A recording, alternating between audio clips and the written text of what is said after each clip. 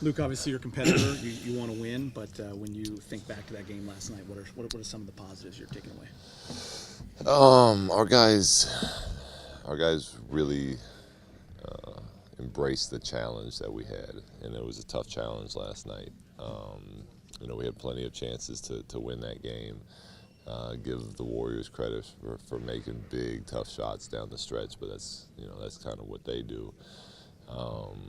What I told the guys today was this is why, to me, right now, it's more important on how we're playing and the habits we're building. Because I don't want the fact that we lost that game to have us down. I think that it's a great opportunity for us to build on the way we played last night. I think we had 353 total passes.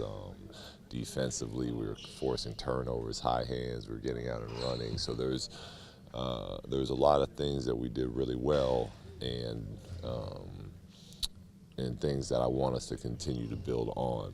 And I hope that we don't let the fact that the game didn't come out in the final result as the way we wanted it take us down at all. In a way, does it make some of those losses to Clippers, Phoenix Suns, Kings a little more frustrating? Because if you, and I know realistically you can't play like that every night, but if you play like that, you win those games. It definitely makes them frustrating, but we don't have time to sit around and think about that. Your brain goes there. I'm not gonna lie, and I had those thoughts driving home last night. But then you gotta let those thoughts go and move on to, okay, well, this is where we're at. What can we do tomorrow? What do we need to do? We gotta rest players, but we got a tough back-to-back coming up. So it's always about a quick reflection and then getting into how can we get better today type of mentality. When you think back to a couple of these, games that are on the big stage, the Philly game's a national game. Bi shows up and plays that way. You said yesterday you saw him at shoot around. You knew he was dialed in. Against KD, he plays like that. What does that tell you about this young man?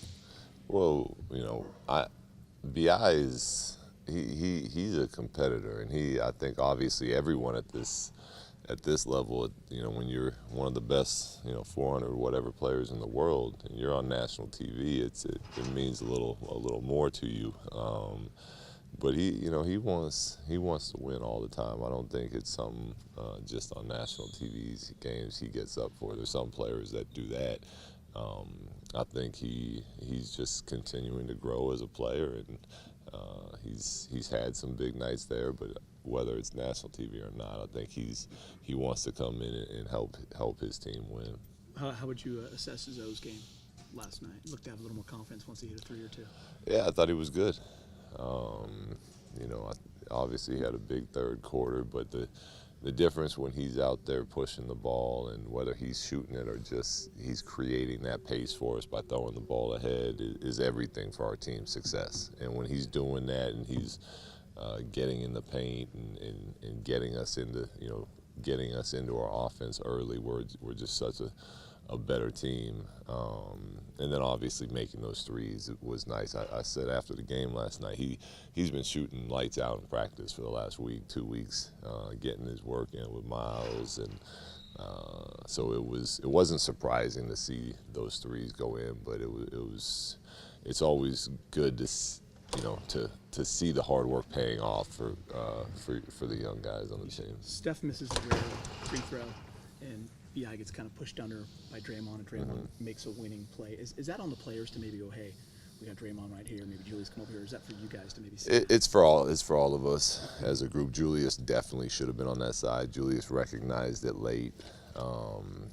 As coaches, we should see it. I saw it too. I was just, I was in a debate with some of my coaches about what we were going to do, make or miss, and then the new timeout rule makes it challenging, because if you call it then and then something happens and you got a foul, now there's only 2 seconds left, the game's pretty much over. So we wanted to save that timeout, and by the time I looked up from our conversation, I saw it a little late, but it is on the players as well.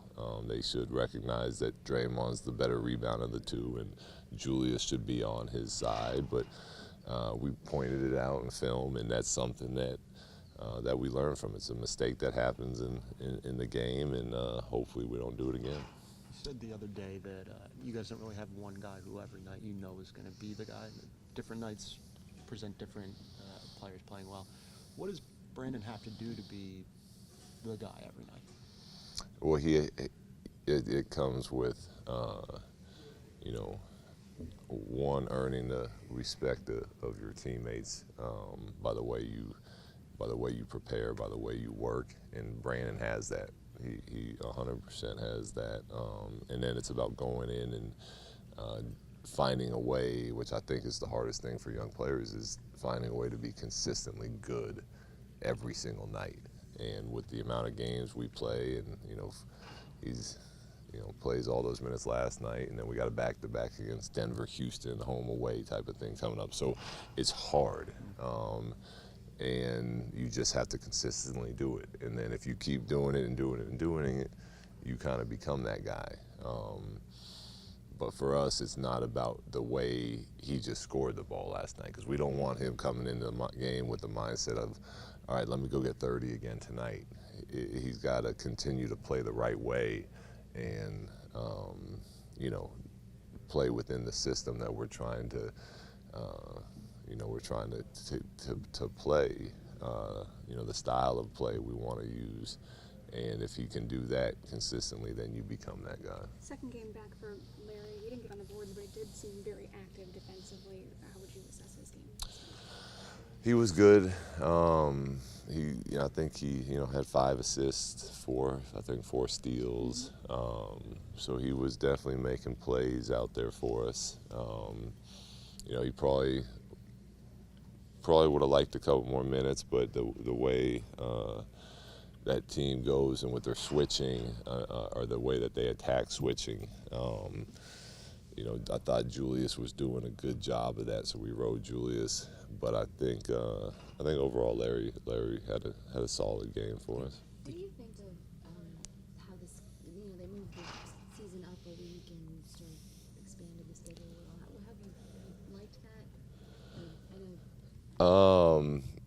Yeah, I mean, I think moving the season up a little bit has caused some sloppy play early in the season, but now that teams, we're 20 games in, teams should, kind of be, they should have their rhythm, they should be in shape, things like that. The schedule, I think I like so far, the spacing out of the games, it's a little early to tell. And when you're in the middle of it, there's so much going on anyways, it's, at least from the coaching standpoint, that I think at the end of the season I can give you a better answer. We played we started our season with like 3 straight 3 and 4 nights, and I'm thinking to myself, like, I thought we changed it so we could space it out, and every literally it was our first 12 games were 3 and 4 nights. So once we get the whole schedule, because obviously that meant we had 4 or 5 days off over Thanksgiving, which was great. So so far I think it's been working out nicely though. Look, the way BI's been playing, do you see defenses reacting to him and scheming differently? Not really, not yet. I mean, I know that defenses know obviously he likes to go right, so they're trying to send him left, but he's getting better at going left. Even talking to Andre after the game last night, that was the first thing he said. He said he's getting good now because he's able to get to that left hand and still, create in the lane, where before we could force him that way and we knew nothing good was going to happen. So that's, it's obviously a credit to him and his work that he's putting in. But right now it's pretty similar. The guys are going under on the screens. They're trying to force him left, and he's just getting better at seeing those angles and taking advantage of those angles. Do you feel he needs to establish the jumper early on, or to get a little bit more space to go to the basket? Or? I think it helps obviously if he hits a couple jumpers, but I don't think he needs to establish it. He's getting pretty good at using that length and being able to create, whether they're respecting his jump shot or not. Collectively, how do you think this group has been in applying the lessons from one game to the next? You talked about wanting to make sure that what they were able to do yesterday and kind of the way they came in yesterday carried over to Denver. They've been able to do that. Yeah, we haven't been great at it. It's which I think would be expected with a young team. It goes. We were talking, about BI and how hard it is consistently to do that, but that goes for a team too. It's tough to night after night, show up and play with that type of energy and focus, especially when you're young. It's just the way it is.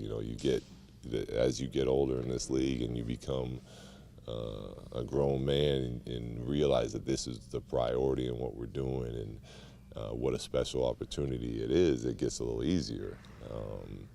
But we're still in an earlier phase of that process. So to answer your question, we have not been great at it, but continue to believe that the way our guys work, we're going to get better and better at it.